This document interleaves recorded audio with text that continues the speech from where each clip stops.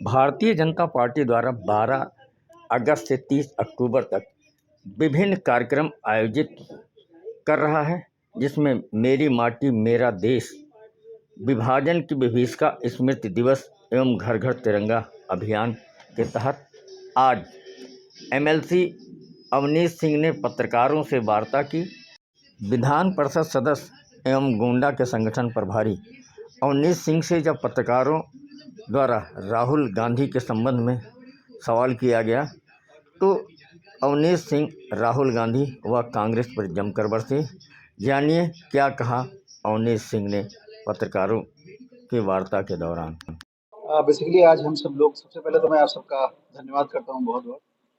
और आज़ादी के इस अमृत महोत्सव, इस अमृत काल में अगले आने वाले 25 वर्षों के लिए देश का युवा कैसे तैयार हो और किस तरह से देश आगे बढ़े, इन 25 वर्षों में सबको अपनी भूमिका तय करनी है, हमको और आपको, कि किस तरह से इस देश को उस ऊंचाइयों तक ले जाया जाए जिस ऊंचाइयों की कल्पना आज़ादी के वक्त जो हमारे स्वतंत्रता के सेनानी थे, स्वतंत्रता के नायक थे, उन सब ने की थी। लेकिन इन सब बातों के होते हुए एक ऐसा दंश हमारे साथ जरूर जुड़ता है कि जब हम आज़ाद हुए, आज़ाद होने से पहले बट गए और उस समय में हमने बहुत दर्द झेला है। उस दर्द को का एहसास आज तक हमारे मन में है। जब देश आज़ाद हुआ उससे पहले 14 अगस्त को देश का विभाजन हो गया और वो विभाजन ऐसा हुआ जिस विभाजन के बाद, और विभाजन भी ऐसा हुआ कि धर्म के आधार पर विभाजन हो गया कि हिंदू हिंदुस्तान में रह जाएंगे और पाकिस्तान में मुस्लिम बंधु चले जाएंगे। लेकिन उसके बाद नेहरू लियाकत समझौता हुआ। उस समझौते के बाद ऐसा हुआ कि ठीक है, जो जहां रह रहा है, महात्मा गांधी जी ने स्टैंड लिया, जो जहां रह रहा है वहां रहेगा और उसकी सुरक्षा की गारंटी वहां की सरकार की होगी।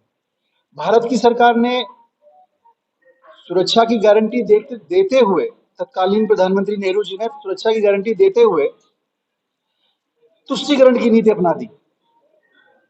और जो विभाजन हुआ, जो हिंदू भाई पाकिस्तान में रह रहे थे, वहां से लगभग 1.5 करोड़ लोग विस्थापित हुए। 1.5 करोड़ लोगों ने अपना घर छोड़ा और लगभग 6 लाख लोग इस विभाजन में मृत्यु को प्राप्त हो, यानी कि उनकी अकाल मौत हो गई। और इस समय को जब हम याद करते हैं तो हम सबके मन में एक ऐसी पीड़ा उठती है, एक ऐसा दर्द उठता है। उस दर्द को किन लोगों ने दिया, किस वजह से हुआ, उस बात की चर्चा जरूर होनी चाहिए। और दर्द कैसा हुआ, कल्पना करिए, कल मैं एक इंटरव्यू देख रहा था। लोगों ने बताया कि मैं अपने बच्चों, सिंधी परिवार की एक महिला थी, कि 48 घंटे तक हम लोग चलते रहे, मेरे बच्चे भूखे रहे और हमको अवसर नहीं दिया गया। एक परिवार तो ऐसा था जिन्होंने बताया कि मैंने अपनी पूरी जमा पूंजी लगा के एक वर्ष पहले वहां अपना घर बनवाया था और रातों रात हमसे कह दिया गया कि वहां छोड़ के, पाकिस्तान छोड़ के चले जाओ। यहाँ आने के बाद धीरे धीरे कैसे उनके साथ, कैसे वो जुड़े, कैसे मेहनत करी। लेकिन जो दर्द था, ये बड़ा दर्द था। इतना बड़ा विस्थापन इतिहास में कभी नहीं हुआ। मतलब एक तरफ तो हमको आजादी मिलती है, देश आजाद होता है, और मुस्लिम लीग जो आजकल जो एक गठबंधन बना है INDI के नाम से, जो कहता है हम भारत जोड़ेंगे, उसने भारत को तोड़ा। भारत को तोड़ने का जिम्मेदार कौन? और एक भाग में नहीं, भारत माता के 3 टुकड़े कर दिए उन्होंने। भारत माता के 3 टुकड़े करने वाले लोगों को उस विचारधारा के लोग, चाहे कम्युनिस्ट विचारधारा रही हो, चाहे कांग्रेस की विचारधारा रही हो, इन सब ने देश को तोड़ने का ही काम किया है। श्यामा प्रसाद मुखर्जी जी उस समय सदन में थे जब बंटवारे की बात चली, और बंटवारे में पहले तो पूरा बंगाल और पूरा पंजाब पाकिस्तान की तरफ जा रहा, जब इसका विरोध किया उन्होंने। तो ये ऐसी बहुत सारी बातें हैं जो मुझे लगता है जनता के बीच में जानी चाहिए, लोगों को पता होना चाहिए। आप ट्रेनों में शव भेजे जा रहे थे वहां से, इतनी जघन्य अपराध, इतनी जघन्य घटनाएं, लाखों महिलाओं के साथ दुराचार हुआ। उस दुराचार को ये वर्तमान का हिंदुस्तान कैसे भूल सकता है? तो इस विभाजन विभीषिका के दिवस पर भारतीय जनता पार्टी के लोग मौन जुलूस निकालेंगे। मौन जुलूस निकालने के बाद हम हर जगह, हर मंडल में, जहां तक हो सकता है, हम लोग ग्राम सभा स्तर तक जाने का प्रयास करेंगे कि लोगों को ये जो दर्द है, क्योंकि भविष्य में ऐसी कोई घटना ना हो, उसको प्रिवेंट करने के लिए हम सब इस दर्द को याद रखें कि हाँ, एक ऐसा दर्द हिंदुस्तान ने, एक ऐसा दंश झेला है जिस दंश को हम सदियों तक नहीं भुला सकते।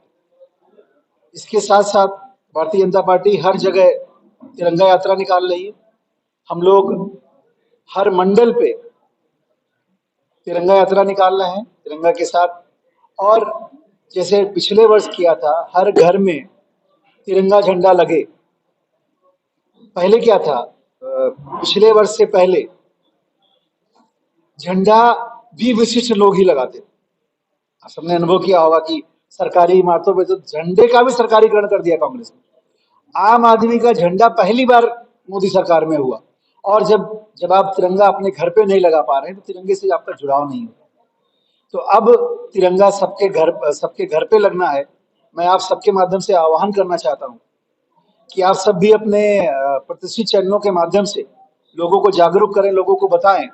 और तिरंगा इस बार हर डाकघर में उपलब्ध है। किसी भी डाकघर में जाएंगे तो हाँ, आपको तिरंगा मिल जाएगा। और सभी भारतवासी अपने घर पे तिरंगा लगाएं, ऐसा आह्वान। और गोंडा जनपद तो विशेषकर क्रांतिकारियों की भूमि है, देशभक्तों की भूमि है। इस गोंडा जनपद के हर घर पे तिरंगा लगे, ऐसा भारतीय जनता पार्टी के कार्यकर्ता सुनिश्चित करेंगे। लोगों से मिलेंगे, लोगों को प्रेरित करेंगे।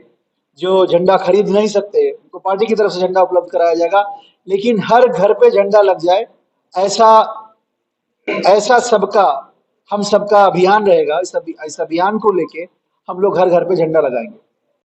मणिपुर में घटना के आरोपों को लेकर राहुल गांधी के सवालों को जब अवनीश सिंह से पूछा गया, राहुल तो क्या गांधी कह रहे हैं की अवनीश बातों को सिंह मुझे जी? लगता है किसी को भी गंभीरता से नहीं लेना चाहिए, लेकिन फिर भी आपने सवाल किया है तो मैं उसका जवाब दे रहा हूँ। मणिपुर को भारत का हिस्सा नहीं है, ये बात किसने शुरू करी, कौन कह रहा है? मणिपुर भारत है, भारत था, भारत है और भारत ही रहेगा। और वहां के लोगों में बंटवारा करा के, जैसे कांग्रेस की हमेशा तुष्टिकरण की राजनीति रही, हमेशा रही। मतलब आप अगर अनुभव करेंगे तो देखेंगे, उन्होंने लोगों को बांटने का काम किया है। लोगों को, से अंग्रेजों की जो नीति रही ना, फूट डालो और राज करो, उसी पे वो लोग चलते चले आ रहे हैं। तो मणिपुर में भारतीय जनता पार्टी की समर्थित सरकार ने जिस तरह से लोगों पे अत्याचार होने से बचाया है, वरना मणिपुर भी वैसा ही हो जाता जैसा कश्मीर हो गया था उनके समय में। कश्मीर से भी लाखों हिंदू विस्थापित हो गए। और कश्मीर को धारा 370 हटने के बाद जिस लाल चौक पे आप झंडा नहीं फहरा पाते थे, उस लाल चौक पे आज तिरंगा शान से लहराता है। तो मणिपुर में घटनाएं हुई हैं, दुर्भाग्यपूर्ण घटनाएं हुई, लेकिन सरकार ने उनको रोकने का प्रयास किया है। और मणिपुर का दर्द देने वाले लोग आज ये कह रहे हैं कि मणिपुर के बारे में चर्चा नहीं। हमारे देश के गृह मंत्री जी ने बार बार कहा, आइए मणिपुर पर चर्चा करें। तो चर्चा से वो इसलिए भागते हैं कि उनको चर्चा जब होगी तो पता चल जाएगा उस घटना का असली दोषी कौन है। उस घटना का असली दोषी ना पता चले, इसलिए उन्होंने लोकसभा में चर्चा नहीं होने दी। जब चर्चा करने के लिए गृह मंत्री जी कहते तब वो भाग जाते। तो वो बातें छोड़ के, जनता को गुमराह करने की स्थिति छोड़ के, उसके बाद चुपचाप निकल लेते हैं। गुमराह हो जाए लोग, सही मुद्दों पे बात नहीं हो, यही उनका रहा। तो मणिपुर, मैं पुनः इस बात को कहता हूं, जो पूर्वी भारत है, नॉर्थ ईस्ट जिसको कहते हैं, पूर्वी उत्तर भारत जो है, नॉर्थ ईस्ट के डेवलपमेंट के लिए लोग काम ही नहीं कर रहे थे, सड़कें नहीं बना रहे थे। कहते थे, जब पुरानी कांग्रेस की सरकार ये कहती थी कि वहां अगर हम सड़कें बना देंगे तो ऐसा होगा कि जब चाइना अटैक करेगा तो जल्दी हमारी सीमाओं में घुस आएगा। अरे हमने हमारे सैनिक बॉर्डर के आखिरी गांव तक पहुंच सके, ये काम भारतीय जनता पार्टी की सरकार ने कि बड़े बड़े पुल बने। हमारे प्रधानमंत्री जी 50 बार अपने कार्यकाल में नॉर्थ ईस्ट गए हैं। पूछिए जरा उनसे कि उनके प्रधानमंत्री कितनी बार नॉर्थ ईस्ट गए, कितनी, लगभग 400 से ऊपर संख्या में हमारे मंत्रीगण वहां गए हैं। इसका मतलब डेवलपमेंट का काम वहां पहली बार शुरू हुआ है, और जब डेवलपमेंट होता है तो निश्चित तौर पे जुड़ाव बढ़ता है। राहुल गांधी पे पुनः सवाल पूछे जाने पर अवनीश सिंह ने कैसा व्यंग किया, आप भी जाने। राहुल गांधी जब बोलते बोलते कहते हैं कि मैं क्या सोच रहा था और मैं क्या बोल रहा था, मैं कहाँ भेड़िया बन के निकल रहा था, कहाँ इंसान बन गया, तो उनकी बातों पे गौर करना। हम समाधान ही खोज रहे हैं, हम समाधान खोजे। आप समाधान अगर हमने ना खोजा होता तो आप देखिए, जब से भारतीय जनता पार्टी की सरकार उत्तर प्रदेश में बनी है, तब से कोई दंगा हुआ है? तो कोई दंगा हुआ है? आप बताइए। जहां हो रहा है वहां, जहां हो रहा है, उन दंगों को रोकने के लिए जितनी तत्परता से भारतीय जनता पार्टी की सरकार ने काम किया है, आप कल्पना करेंगे कि उसी रात में, जिस रात में वहां दंगा हुआ है, उसी रातों रात वहां भारत की सेना पहुंचती है। और पहले की स्थिति आप देख लो। अगर देखिए, जब राहुल गांधी के सवाल का जवाब आप हमसे मांगेंगे तो हमको चर्चा पुरानी जरूर करनी पड़ेगी। तो पुरानी चर्चा देखिए ना, कश्मीर में अगर इन्होंने कुछ भी किया होता तो कश्मीर के विस्थापित अब तक विस्थापन का दंश नहीं झेल रहे होते। अपने भारत माता का अपमान तो भाजपा कभी नहीं सह सकती। और ये हिंदुस्तान दुनिया का एकमात्र ऐसा देश है जो अपनी माँ की पूजा करता है। हम भी पूजा करते हैं, आप भी पूजा करते हैं, और माटी को हमने माँ माना है और उसकी पूजा करते हैं। और उसी लिए भारतीय जनता पार्टी का अभियान चला रही है, मेरी माटी मेरा देश। देखिए, राहुल गांधी को आप सीरियसली लेना बंद करिए। राहुल गांधी खुद ये समझ नहीं पाते हैं कि मैं क्या बोल रहा था, क्या नहीं बोल रहा था। उनका काम सिर्फ इतना है कि किसी तरीके से उन मुद्दों पे बात की जाए जिन मुद्दों से जनता को भटकाया जा सकता हो। भारत में आज डेवलपमेंट हुआ है, आप डेवलपमेंट की बात करिए तो राहुल गांधी बात नहीं करते। आप अगर इसकी बात करिए कि कहाँ देश का गौरव बढ़ा है, राहुल गांधी इसकी बात नहीं करते। राहुल गांधी उन मुद्दों को लेके आते हैं जिन मुद्दों पे सबसे ज्यादा तुष्टीकरण, सबसे ज्यादा, अगर मैं कहूँ, व्यवस्था के लिए दोषी अगर कोई है तो कांग्रेस की सरकार नहीं। उन्हीं मुद्दों को वो लोग लेके आते हैं और इसीलिए बार बार उनको अपने मुद्दों से पीछे जाना पड़ता है। किसने कह दिया कि आप हिंदू राष्ट्र होने से देश का बंटवारा हो जाएगा? ये कैसे कह सकते हो आप? मैंने एक बात शुरू में कही, बिल्कुल आपके, इस देश का विभाजन कहीं इतिहास में पढ़ लीजिए। इस देश का विभाजन जब हुआ था, जब विभाजन के लिए दस्तावेज तैयार किए गए, तो विभाजन धर्म के आधार पर ही हुआ। विभाजन का ऐसा नहीं था कि ये बंटवारा ऐसे हुआ कि हाँ ये ऐसे हो जाएगा, सिर्फ और सिर्फ लेकिन ठीक है, उसके बाद भी भारत जैसा है, भारत वैसा ही रहने वाला है। भारत को परिवर्तन करने की किसी की वो नहीं, लेकिन भारत के लोग जो भारत में रहते हैं और गर्व से भारत माता की जय बोले, भारतीय जनता पार्टी यही चाहती है। अखिलेश यादव जी ने बहुत सरकार चलाई है, उनकी पार्टी ने भी। जिस तरह से भारतीय जनता पार्टी की सरकार आने के बाद आम आदमी की जीवन आसान हुआ है, और 80 करोड़ लोगों को तो हम लोग फ्री में राशन दे रहे हैं।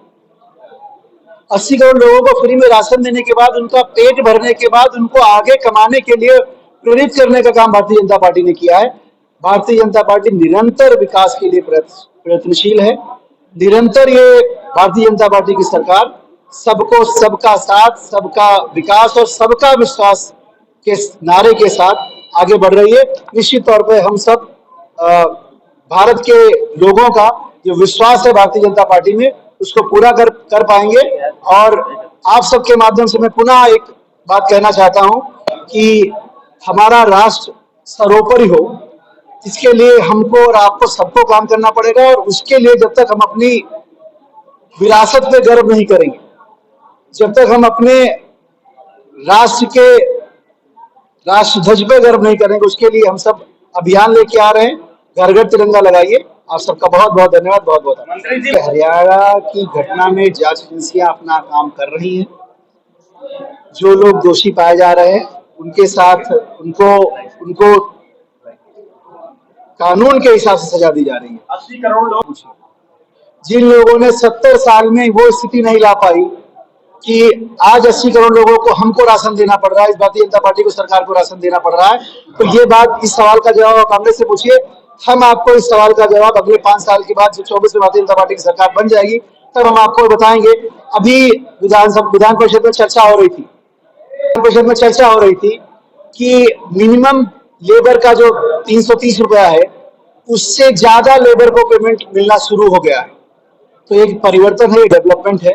लेबर का जो 330 रुपए निर्धारित है मनरेगा के उस पे, कि मनरेगा में 330 रुपए की गारंटी वाला लेबर नहीं मिल रहा है, उस लेबर को बाहर मार्केट में 400 रुपए, 450 रुपए मिल रहा है। तो इसका मतलब परिवर्तन धीरे धीरे शुरू हुआ है, और ये परिवर्तन एक दिन में नहीं होता, इस परिवर्तन को होने में समय लगता है। तो जब ये परिवर्तन धीरे धीरे आएगा, तो 24 के बाद जब भारतीय जनता पार्टी की सरकार तीसरी बार बनेगी, उसका मन जनता ने बना लिया है, उसके बाद हम लोग फिर मिलेंगे, तब हम लोग चर्चा करेंगे। तब आपके इन जो बचे हुए सवाल रह गए कि 80 करोड़ लोगों को राशन हमको क्यों देना पड़ रहा है, तो ये बात आप कांग्रेस से पूछ लीजिए, और अगली बार जब 5 साल के बाद आएंगे तो हम आपको संख्या जरूर कम करके देंगे।